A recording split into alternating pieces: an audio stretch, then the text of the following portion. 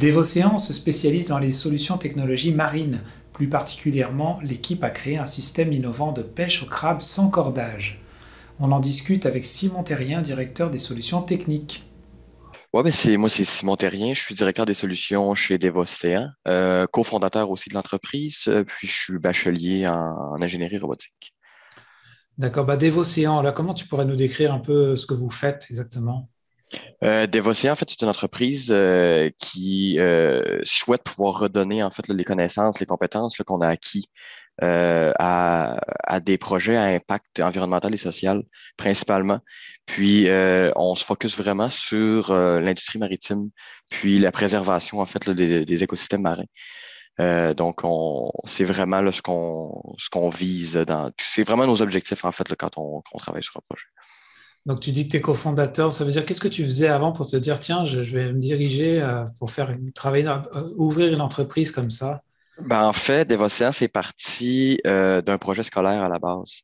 À l'université, là, dans un bac en ingénierie, avec certains collègues. Donc, on était 4 fondateurs à la base. On est rendu 6 maintenant membres de l'entreprise.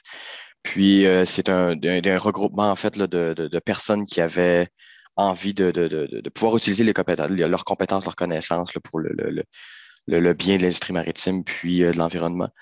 Donc, avec ça, là, on avait l'opportunité dans un cours d'approfondir là, des connaissances là, sur un besoin qui existait. Puis c'est là qu'on a entendu parler de la problématique de cohabitation entre les pêcheurs et les mammifères marins, principalement la baleine noire qui est en danger critique d'extinction.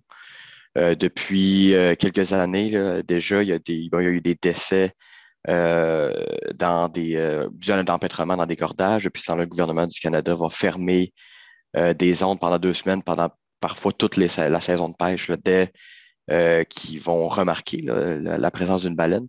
Donc, ça a des impacts quand même assez dévastateurs sur l'industrie de la pêche, puis un stress énorme là, sur les pêcheurs, les capitaines de bateaux. Donc, nous, on a regardé ça, puis on s'est dit qu'avec le parcours qu'on avait, les compétences, les connaissances, l'expérience qu'on avait, on était en mesure de développer une solution qui pourrait aider à la cohabitation entre les mammifères marins et les pêcheurs. Puis avant de s'en aller dans le détail peut-être d'une innovation particulière, est-ce que, j'imagine, toi et ton équipe, là, vous avez déjà, comment on appelle ça, un côté plus environnementaliste pour prendre une direction de même? Vous êtes touché plus ou moins impacté par ce qui se passe autour de vous, au bord, que ce soit la mer ou la nature? Oui, exact. On est tous des gens là, qui sont assez conscients là, de l'impact qu'on peut avoir sur l'environnement. Puis, ce qu'on essaie de promouvoir, c'est vraiment, c'est pour ça que j'utilise ce terme, c'est la cohabitation entre bon, ben, les industries, les êtres humains. Les industries sont nécessaires. On a besoin de se nourrir, on a besoin de se vêtir, on a besoin de se loger.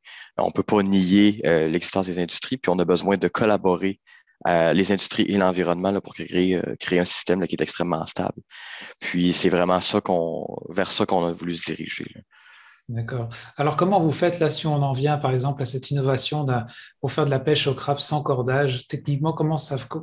déjà, que j'imagine que vous avez dû collaborer avec des pêcheurs, vous avez dû passer du temps sur le terrain. Comment est-ce qu'on fait pour déjà bâtir ça? Exactement. Ben, en fait, la première chose qu'on a fait, c'est de l'observation. On n'est pas des pêcheurs, nous. Puis on trouvait c'est important de comprendre le milieu, l'environnement. Donc, on a passé des semaines avec des pêcheurs sur leur bateau à observer leurs techniques, observer leurs méthodes, comment est-ce qu'ils fonctionnaient, comment est-ce qu'ils travaillaient aussi là, avec les nouvelles de fermeture de zone. Puis par la suite, là, on a pu établir des requis pour qu'un système soit fonctionnel, là, donc des fonctions nécessaires, des spécifications nécessaires là, pour un système qui fonctionnerait pour les pêcheurs. Puis avec ça, bon, on a continué à collaborer avec ces pêcheurs-là pour essayer de développer la solution qui était la mieux adaptée au marché. Donc, on parle d'une solution, oui, qui va répondre aux besoins là, d'éliminer les risques d'empêtrement, mais qui va être aussi extrêmement sécuritaire, extrêmement fiable, extrêmement simple aussi, là, puis qui va être extrêmement efficace aussi. On sait que l'industrie de la pêche, c'est une industrie qui roule énormément. C'est des gens qui vont passer des heures et des heures sur un bateau. Donc, ça a été vraiment dans nos objectifs là, de développer un produit comme ça. Puis après ça, on est allé directement à la table de dessin et rapidement en prototypage rapide qu'on appelle, afin de tester le plus rapidement possible là, des systèmes, même s'ils ne sont pas complets, juste pouvoir les manipuler avec des pêcheurs, les amener en mer, voir comment est-ce qu'ils se comportent, est-ce qu'il y a des améliorations déjà rapides. Donc, dès la première année du projet, on était en mer sur des bateaux en train de tester nos systèmes. Et comment ça se passe au niveau de la collaboration? C'est parce que j'essaie d'imaginer des pêcheurs qui font le même geste, qui travaillent de la même façon depuis peut-être déjà des dizaines d'années ou peut-être même des générations, puis que vous arrivez avec une nouvelle technologie qui se propose. Alors, je peux comprendre l'impact que ça peut avoir au niveau de l'environnement, mais les gens concrètement sur le terrain, comment est-ce qu'ils accueillent ça?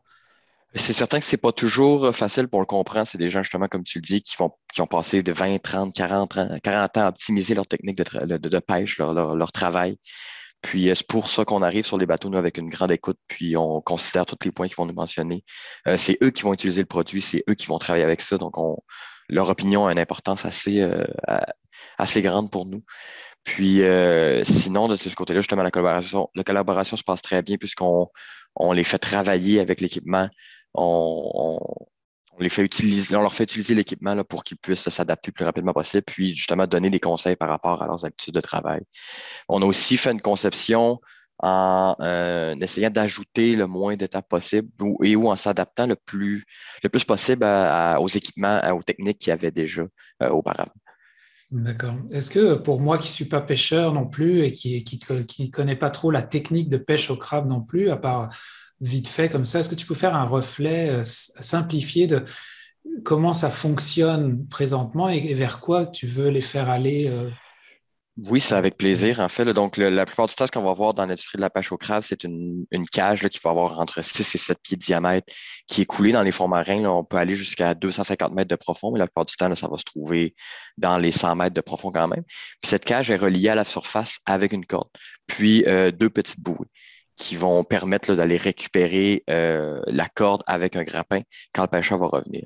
Nous, pour éviter les risques d'empêtrement, pour éliminer en fait les risques d'empêtrement, on prend ces bouées-là, la corde, et on enroule ça, puis on descend ça avec la cage dans les fonds marins. Donc, tout le long que la cage va pêcher, que le pêcheur est absent, il n'y a pas de corde dans la colonne d'eau, puis on garde vraiment la corde là, proche de la cage. Quand le pêcheur va revenir, on a développé une application là, qui permet d'avoir accès aux coordonnées GPS là, de ces bouées, de les visualiser, puis de les déclencher avec notre système de communication acoustique. Ce système de communication acoustique-là, en fait, là, c'est super simple, c'est un petit son encodé qui est unique à chacune de nos bouées, à chacun de nos systèmes. Donc, ça permet de sélectionner exactement la bouée que tu veux remonter comme tu le ferais naturellement en allant chercher la corde toi-même. Puis de la sélectionner, puis de lui envoyer le signal jusqu'à 1 kilomètre de distance de cette bouée-là. Ce que ça permet de faire, c'est quand la bouée reçoit le bon signal pour elle, elle se déclenche, elle remonte la corde à la surface. Pendant ce temps-là, le bateau a le temps de parcourir le kilomètre restant, puis la corde va déjà être à la surface quand il va arriver. Par la suite, ça ressemble énormément au travail qu'il faisait habituellement. Donc, on a la bouée secondaire, la bouée principale qui est remplacée par notre bouée. Il va pouvoir tirer son grappin, récupérer notre bouée à bord du bateau et commencer à récupérer la cage en utilisant la corde qui est toujours attachée après celle-ci en l'entrant là, dans ses grues.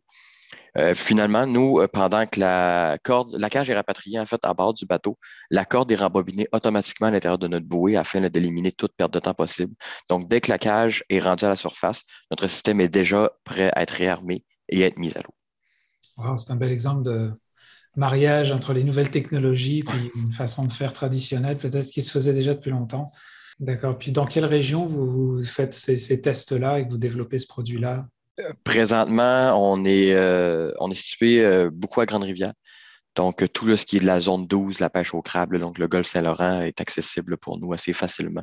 Donc, présentement, on va travailler avec des pêcheurs principalement de la Gaspésie, mais pour l'année prochaine, on aimerait aussi travailler avec des pêcheurs là, du Nouveau-Brunswick, Nouvelle-Écosse et île de la Madeleine aussi. Là.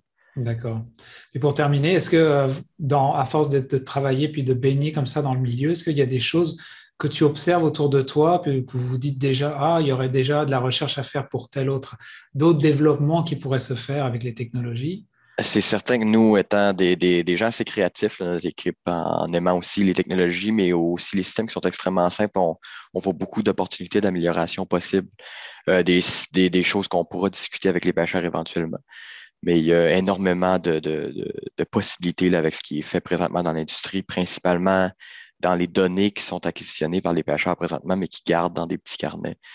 On regarde ça, puis il y a des possibilités énormes là, de faire des prédictions ou des analyses là, du suivi du passé, là, de la progression du crabe dans certaines zones et tout pour eux, pour leur bénéfice à eux. Puis ça, c'est une des idées qui nous est venue en tête là, présentement. D'accord. Tu parlais que cette technologie-là, elle était entre autres pour protéger, pour pas que les baleines se prennent dans les cordes.